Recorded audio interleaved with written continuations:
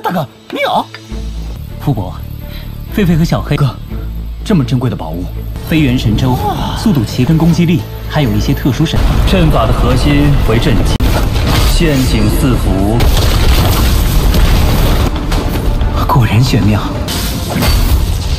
最后一个阵法，虽说困难，看穿它的本质，知晓它的自缴纳神灵时，云海一方，势力在亘古岁月中翻覆的力量。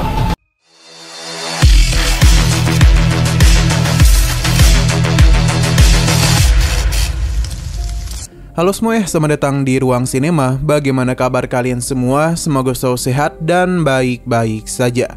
Setelah hampir 2 tahun, akhirnya series Donghua Stellar Transformation Season ke-6 merilis juga. Kita tidak ingin berbasa-basi lagi.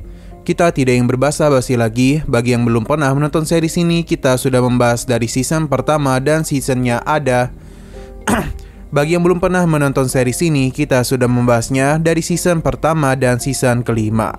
Dan sampai season kelima, semuanya ada di Ruang Film 2. Kalian boleh nonton di situ dulu untuk bisa mengetahui bagaimana alur cerita dari series ini. Nah, kita langsung saja bahas alur cerita Stellar Transformation season ke-6 episode pertama. Kita dibawa ke akhir season kelima yang mana Shinyu, Halfway, dan Heiyu akan melakukan kenaikan ke alam dewa. Mereka penasaran akan ada hal hebat apa di sana. Namun di tengah keberangkatan itu mereka mengalami sebuah gangguan, yang mana kedua saudara Shinyu harus terpisah dengan dirinya, yang membuat dirinya harus cepat menyusul mereka.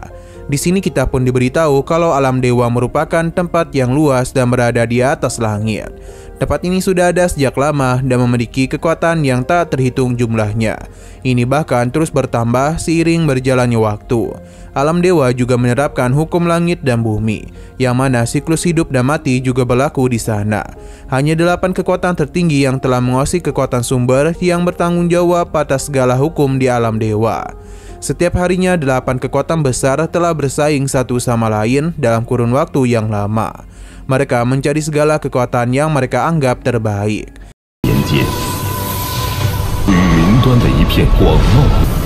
唯有掌握了本源云海一方，势力在亘古岁月中翻覆的力量。 Selesai penjelasan, kita pun dibawa ke sebuah tempat yang merupakan gerbang menuju alam dewa. Beberapa penjaga sudah menunggu selama ratusan tahun namun tidak ada yang muncul. Mereka juga tahu kalau kapten mereka ini telah dipromosikan. Di tengah pembicaraan itu mereka pun dikejutkan dengan sebuah cahaya yang muncul. Yang mana ini tentu tidak bukan adalah kedatangan beberapa kultivator yang telah naik ke alam dewa. Ada 5 yang datang kemari dan Shinyu datang dari atas langit. Selain itu, Halfway dan Heiyu sudah lebih dulu. Kekuatan di tempat ini segera masuk ke dalam tubuh mereka. Di saat yang lainnya sedang kesakitan, hanya Shinyu saja yang bisa dan tenang menyerap kekuatan tersebut. Para penjaga begitu senang karena ada 5 orang yang berhasil naik ke alam dewa. Sedangkan untuk Shinyu sendiri masihlah melakukan penyerapan. Kapten wanita ini tahu kalau Halfway dan Heiyu memiliki kekuatan yang lebih rendah. Padahal sebelum naik ke alam dewa mereka harus menyelesaikan sedikit rintangan. Karena semakin kuat tubuh mereka, maka akan semakin tinggi juga jiwa mereka. Dan kekuatan dewa yang mereka serap juga akan bertambah. Shinyu yang terus melakukan penyerapan pun mulai mengalami perubahan pada bentuk pakaiannya. Entah kenapa dengan adanya batu meteoroid dia bisa menyerap kekuatan dewa jauh lebih mudah dibandingkan sebelumnya. Tapi Shinyu sadar ia sudah mencapai batas. Maka karena itulah dia pun menghentikan penyerapannya. Terlebih lagi Halfway panik karena mengira para penjaga ingin mengusir saudaranya. Kapten wanita ini memberitahu kalau masing-masing orang memiliki kemampuan menyerap yang berbeda-beda. Halfway dan Heiyu merasa kekuatan wanita ini menyerupai Shinyu. Nah, sesaat kemudian Shinyu pun muncul menemui mereka. Tapi di alam dewa ini dirinya tidaklah bisa bergerak seperti biasa. Ini mungkin adalah aturan baku pada alam dewa. Semua ini terjadi kepada mereka karena alam dewa seakan-akan membuat mereka tidaklah nyaman. Para penjaga tidak menduga akan ada 3 rekan yang naik bersama ke alam dewa ini. Itu sangatlah jarang terjadi. Kapten wanita merasa ada sesuatu yang Shinyu miliki karena dia itu mampu bertahan di kolam selama 3 jam. Nah, dua orang yang tiba bersama mereka mulai memperkenalkan diri kepada Xin Yu dan para saudaranya. Di sini Kapten Wanita memberitahu berdasarkan aturan alam dewa, para kultivator yang baru saja datang harus lebih dulu mengabdikan diri kepada penambangan selama 1000 tahun. Mereka tidaklah akan mendapatkan upah apapun. Jika mereka menolak, maka hukumanlah yang harus mereka terima. Sebelumnya, Shinmu telah mendengar beberapa informasi tentang alam dewa. Mendengar hal itu, kapten ini pun akan membawa mereka pergi. 刚刚的神之力灌体，可这个时辰，一飞升就是终极神人，陛下无偿开矿1000年。现在出发吧。 Shin lalu berpindah ke jalan di luar tambang.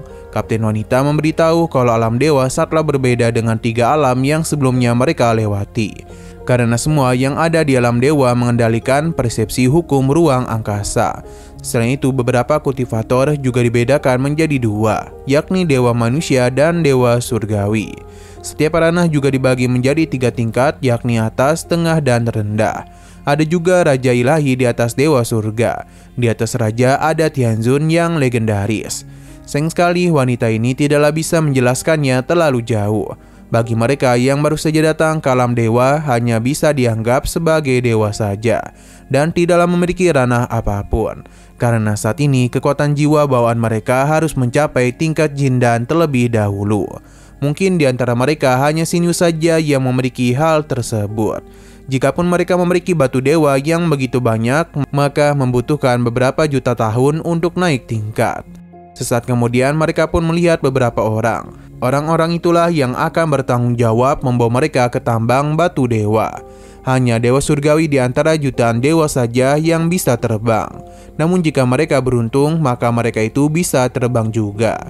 Hao Fei masihlah penasaran mengapa untuk berkultivasi di alam dewa mereka membutuhkan batu dewa. Ternyata di alam dewa mereka tidak dapat menyerap kekuatan secara langsung.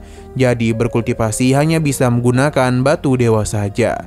Tapi kedepannya mereka masihlah memiliki kesempatan untuk masuk kota. Memasuki kota. Di sanalah kekuatan para dewa bisa mereka serap. Hao Fei mencoba dan memang benar tidak ada kekuatan yang mampu dirinya serap di sini. Sesaat kemudian kita pun dibawa ke tambang batu dewa. Di sana terdapat begitu banyak kultivator yang menambang. Beberapa ada yang secara sukarela datang untuk menambang. Karena dengan hanya inilah mereka bisa meningkatkan kekuatan di alam dewa. Sebenarnya mereka bisa saja tidak menambang. Namun itu baru terjadi jika mereka memiliki kekuatan ataupun latar belakang yang hebat di belakang mereka. Namun jika tidak, satu-satunya cara adalah menambang saja. Hao Fei dan yang lainnya pun diminta untuk berhati-hati karena area tambang begitu berbahaya. Mereka pun terus melakukan perjalanan, dan di sana mereka pun bertemu dengan salah seorang penambang yang ingin melaporkan hasil tambangnya. Setidaknya mereka itu harus menambang di sini selama 1000 tahun, dan setiap tahunnya mereka harus menambang sebanyak 3.600 yuan. Jika pendapatan tahun ini tidak cukup, maka mereka akan kembali menambang. Sepasang kekasih ini pun berpamitan dengan Xin Yu dan para saudaranya. Karena bagaimanapun mereka semua ini akan memulai penambangan pada hari itu juga. 好了，赶紧干活去。师兄客气。秦兄，那边有缘再见吧。 Pada awalnya Hao Fei menganggap kalau alam dewa saatlah menyenangkan. Tapi siapa yang mengira kalau mereka malah disuruh untuk menambang. Berbeda dan Xin Yu yang menganggap semua ini saatlah menarik. Dan lebih baik mereka segera memulai penambangan. Di alam dewa ini, alat yang mereka gunakan layaknya besi yang sering ditemukan di benua Xinglong. Untuk bisa bertahan hidup di alam dewa, mereka tidaklah bisa berbuat apa-apa selain mematuhi peraturan. Xin Yu dan para saudaranya pun memutuskan untuk pergi menemui Pu Bo. Dia mulai menjelaskan kalau kota di alam dewa saatlah tenang dan damai. Ini saatlah cocok untuk mereka berkembang. Selain itu, jumlah batu dewa yang mereka dapatkan bisa ditukar untuk memasuki kota. Akan tetapi, dewa biasa tidaklah dapat membelinya. Jikapun mereka berhasil memasuki kota, namun mereka akan dihadapkan oleh para dewa yang kejam. Karena meskipun kota dewa memang aman, namun tetap akan ada beberapa dewa yang kejam yang berkeinginan untuk menghabisi mereka demi sebuah harta. Jika ingin bertahan hidup, maka mereka hanya bisa mengandalkan kekuatan saja. Hanya dengan menjadi dewa, Peng Bo ingat betul bagaimana pemimpinnya menukarkan begitu banyak harta dan dia pun berhasil naik ke beberapa tingkat. Mendengar hal tersebut, Xin Yu paham dan hanya menjadi kuat saja dia bisa bertemu dengan kekasihnya. Ia tidak ingin menunda latihannya lagi. Xin Yu pun berencana untuk berlatih di dunia Jiangnan. Kedua saudaranya paham dan mereka juga akan berlatih di sini. Xin Yu berterima kasih kepada Pu Bo yang selalu ada untuk membantu mereka. Xin Yu pun berencana untuk memberikan beberapa senjata kepada para saudaranya. Ini adalah pemberian dari Kaisar Niang. Xin Yu akan membagi masing-masing harta itu. He Yu sempatlah menolak karena bagaimanapun ini ada harta yang sangat berharga. Xin Yu juga tahu, namun semua ini tidaklah sebanding dan hubungan di antara mereka. Fei Yun Shengzhou yang sangat cepat akan diberikan kepada Hao Fei. Sedangkan sarung tangan sutradara akan dia berikan kepada He Yu. Karena itu akan meningkatkan kekuatan serangannya dan juga cocok jika digabungkan dengan teknik pistol awalnya. 大哥，你有？ 傅伯，狒狒和小黑哥，这么珍贵的宝物， 飞元神舟、速度旗跟攻击力，还有一些特殊神通。 Setelah memberikan masing-masing harta ini kepada para saudaranya, Xin Yu pun pergi lebih dahulu. Sedangkan Hao Fei dan juga He Yu akan meningkatkan jiwa mereka secepat mungkin, supaya tidak menyusahkan Xin Yu. Hao Fei paham dan dia akan menggunakan metode lama. Xin berpindah kepada Xin Yu yang berada di alam Jianlan, yang mana dirinya akan berlatih untuk memahami beberapa proses formasi. Dan ini juga adalah metode formasi 900 kota 1000 cara. Secara perlahan namun pasti, Xin Yu pun mulai menerapkan teknik formasi pertahanan. Hal yang paling utama dalam teknik formasi adalah dasarnya. Xin Yu harus memahaminya dengan baik, karena jika ini tidak dia pahami dengan baik, maka sama saja dengan membuat pertahanannya lemah. Tapi perlu diingat juga kalau setiap formasi tetap saja ada sebuah jebakan.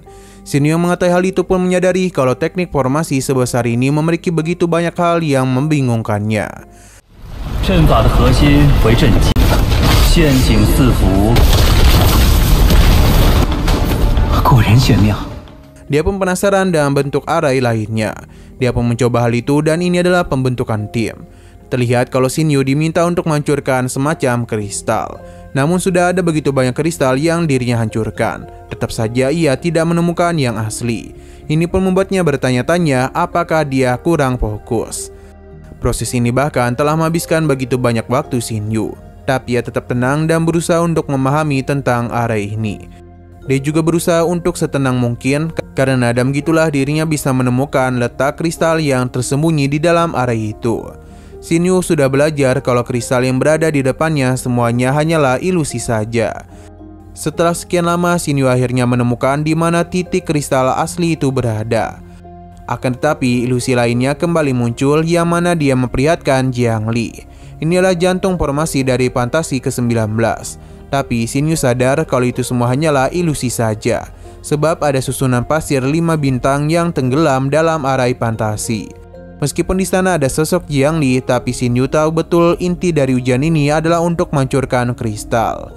Jadi tanpa sedikit pun melukai sosok Jiang Li, dia berhasil menghancurkan inti formasi itu.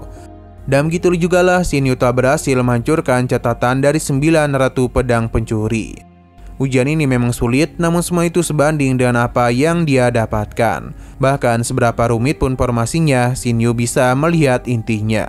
Dia penasaran apakah kini dirinya sudah mencapai tahap formasi pertama. Sesaat kemudian Pu Bo memberitahu Xin Yu kalau dia harus segera keluar. 最后一个阵法，虽说困难，看穿他的本质。 知晓他的自缴纳神灵石的时间。 Kembali keluar, yang mana para saudara Xin Yu memberitahu kalau mereka telah berhasil mengembangkan kekuatan dan harta yang telah dia berikan. Tidak hanya Hao Fei saja, namun itu juga terjadi kepada He Yu. Setidaknya harta pemberian Xin Yu masing-masing berguna untuk menutupi kekurangan kekuatan masing-masing dari mereka. Sesaat kemudian sepasang kekasih ini pun kembali muncul. Sesaat kemudian, sepasang kekasih ini pun kembali tiba, yang mana ternyata sudah 600 tahun sejak pertemuan terakhir mereka. Xin Yu yakin betul kalau mereka telah menambang begitu banyak batu dewa. Bagi pria ini mereka beruntung karena ditempatkan di desa yang aman. Ia pun menanyakan lokasi penambangan mereka, yang mana Xin Yu dan para saudaranya tidaklah tahu, karena sepertinya mereka baru keluar setelah 600 tahun berlalu. Pria ini meminta untuk berhati-hati di lokasi tepi pembunuh para dewa, karena di sana sangatlah berbahaya. Shin Yu memintanya untuk tidak perlu khawatir, dan dia berterima kasih atas informasinya. Saat itu juga Shin Yu pun mendengar sebuah teriakan, karena area tambang mulai runtuh, yang membuat para penambang menjadi begitu panik dan berusaha untuk kabur. Semua itu ternyata adalah ulah dari sosok monster. Meskipun para kultivator tingkat dewa, namun di tambang ini kekuatan mereka seakan-akan tidak ada. Mereka layaknya manusia biasa. Mengetahui monster itu sangatlah mengerikan, jadi sepasang kekasih ini pun memilih untuk melarikan diri.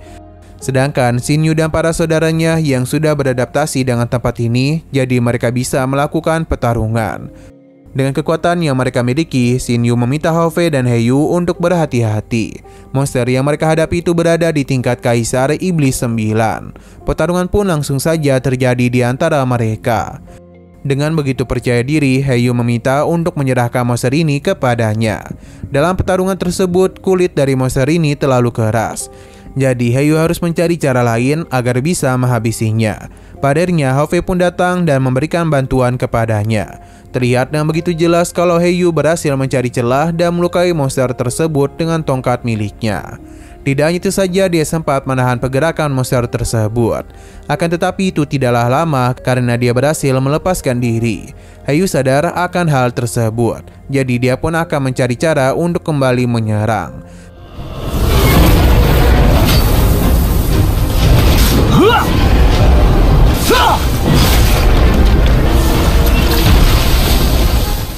Sayang sekali meskipun Hao Fei dan He Yu sudah bekerjasama, monster ini terlalu kuat. Terlebih lagi cangkangnya yang begitu keras. Nah, siapa yang menduga kalau monster ini mampu berbicara dan berjanji akan melenyapkan mereka. Akan tetapi semua itu dapat dan mudah ditahan oleh Shin Yu. Dirinya pun akan mencoba untuk menggunakan formasi pertama yang telah berhasil dirinya kuasai. Formasi pengurung pun dia gunakan, yang mana ini berhasil membatasi pergerakan monster tersebut. Tidak berhenti sampai di situ saja, Shin Yu juga menggunakan formasi pertarungan agar bisa menghabisi monster ini. Dia penasaran akan seberapa lama monster itu dapat bertahan dari serangan formasinya. Sebenarnya formasi Shin Yu dapat menahannya dalam waktu yang cukup lama. Namun tetap saja pertahanan formasi Shin Yu baru di level pertama. Jadi ini pun mampu dihancurkan. Monster itu pun bebas dan berencana untuk melenyapkan Shin Yu.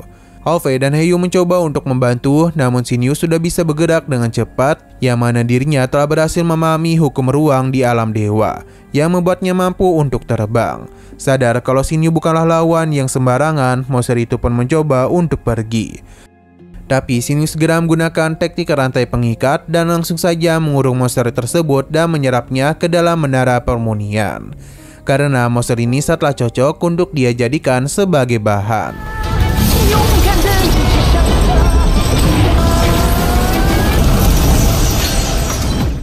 Setelah semua itu, Shin Yu pun turun. Hao Fei dan He Yu sungguhlah tidak menduga dia itu bisa terbang. Akan tetapi masalah kembali muncul karena para penjaga justru malah mengepung mereka. Karena ingin tahu siapa yang telah berhasil mengalahkan sosok monster tersebut. Oke, sekian dulu pada video kali ini. Untuk video selanjutnya akan segera hadir. Jadi bagi kalian yang ingin mengikuti series ini, langsung saja klik subscribe dan aktifkan loncengnya. Terima kasih yang sudah menonton video sampai habis. Jika kalian suka pada video ini, klik like dan share ke teman-teman kalian tentang channel ini. Dan ditunggu aja kelanjutannya. Oke, sampai jumpa di video selanjutnya.